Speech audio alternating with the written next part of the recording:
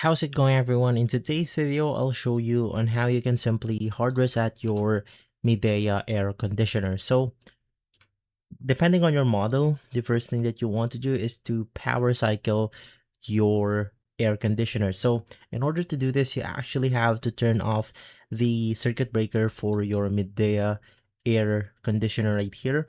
Now, what this will do is that it will actually drain power from the circuit board of our air conditioner, which simply resets it by once again draining out its power.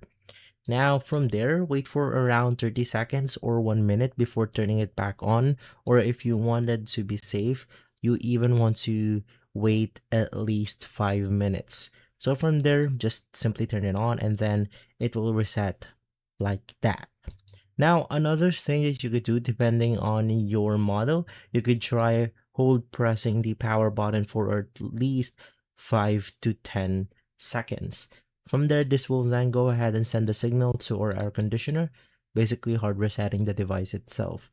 And in some other cases, there's also going to be something like the hard reset button for the remote itself. So just go ahead and press the hard reset hole using something like a SIM ejector, a toothpick, or something similar.